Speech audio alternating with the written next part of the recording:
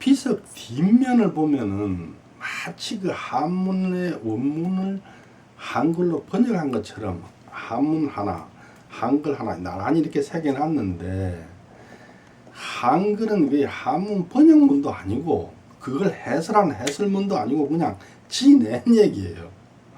종대 마당 1012에 적혀 있기를 다음 해 계묘년 1363년에 결혼하시던 그해 참관이 되셨고, 그 후 정사년 1377년에는 문과에 급제하셨다.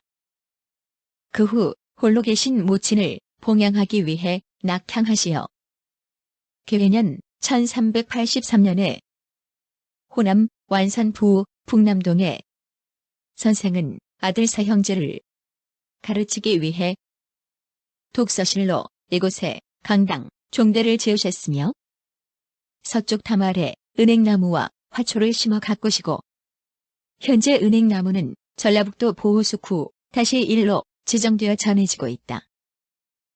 늘 꽃나무를 벗삼아 시를 읊으시며 20여 년간 지극정성으로 효행하시던 중 병자년 1396년 현상의 추천으로 봉상소경이 되시고, 무인년 1398년에 중훈대부 지진주사가 되셨다. 연천공이 1384년에 태어났는데 송예공하고 송파공 채직지 이 두 분은 1389년 한날 한시에 문과급제를 했습니다. 그런데 문과급제를 한 1389년은 연천공이 태어난 지 5년째 되는 나이 6살이에요. 그런데 송예공하고 송파공은 문과급제 전에 이미 생원시에 합격을 해가지고 성균 생원이에요.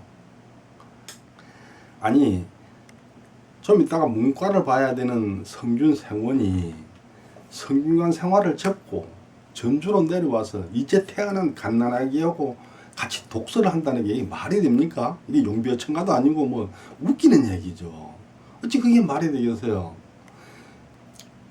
단언컨대 송예공, 송파공은 유령공, 채득지, 이분이나 연천공 밑에 동생들 둘하고 함께 공부한 일이 없습니다. 나이가 10년 이상 차이가 나고 또 과거 급제에서 벼슬에 가 있는 분들이 어찌 어린 동생들 그거 가르친다고 전주로 왔겠습니까? 그 독서실 앉아서 그렇게 출 기회를 있겠습니까? 말이 안 되는 소리죠. 전주 한옥마을에 있는 전주시 종대는 독서실이 아니고 연천공이 말년에 거처를 하다가 돌아가신 완동구제입니다. 그게 완동구제라는 것을 증명해주는 글이 1805년에 발행된 가경보 서문에 적혀 있어요. 자세한 얘기는 뒤에 풍남동 은행나무에 가서 제가 다시 한번 그 글을 보면서 살펴보도록 하겠습니다. 한문을 모르는 사람들이 그 비석을 보면은 옆에 한문으로 이렇게 적혀 있고 또 한글로 적혀 있으니까 이 글을 여기 번역해 놨는가 보다 이리 생각 같은데 참 말이 안 되는 소리죠. 원문에 대한 해석은 좀 이따가 제가 살펴보도록 하겠습니다.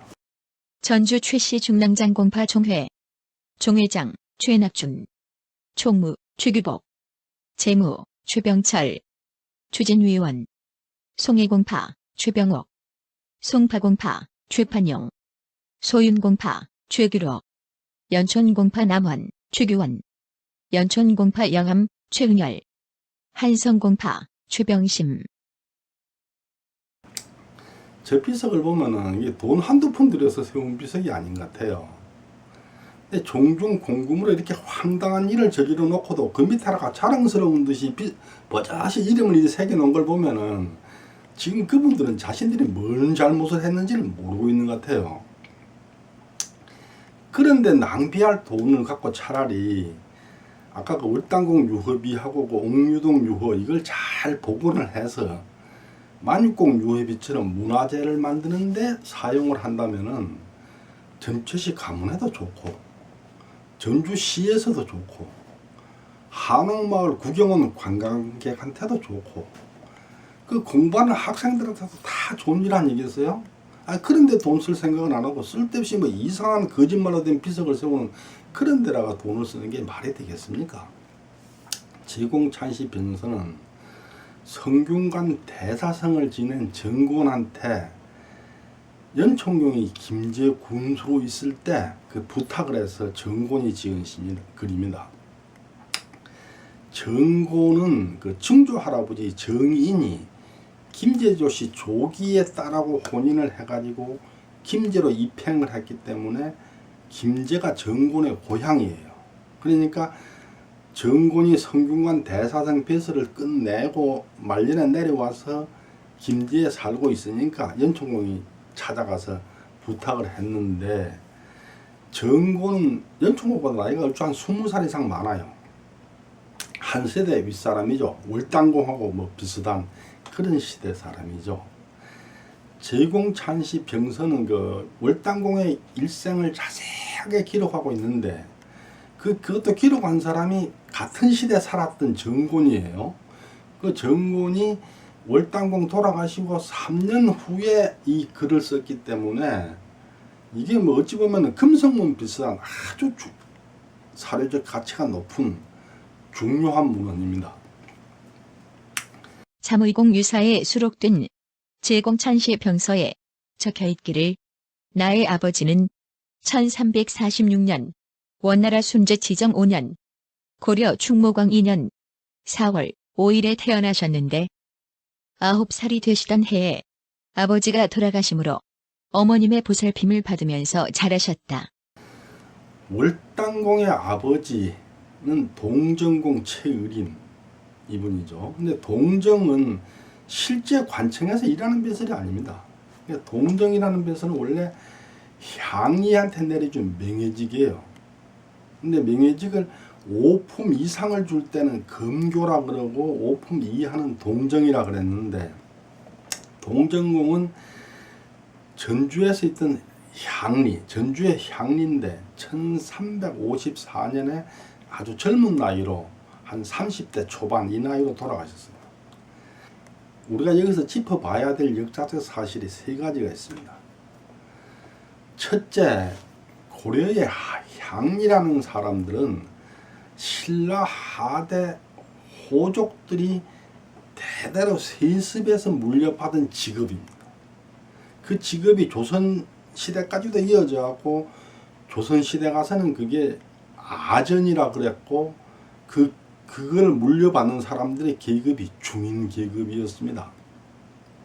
바꿔서 말하면은 동정공의 조상은 신라 호족이라는 거죠. 그 물증으로 소윤공 묘갈이 있어요. 소윤공 묘갈에 적혀있기를 공이 성은 최시어 희는 득지이니 전주의 망족이다. 그의 선조는 사호인데 아에 이르러 과거에 급제하여 비로소 사대부 가문으로 일어섰도다. 근데 소윤공 묘갈은 월당공의 셋째 아들 율헌공 최득지 이분의 묘지명인데, 그 묘지를 누가 지었는지 저자는 몰라요. 하지만은 비석을 1457년 3월 13일 날 적었어요.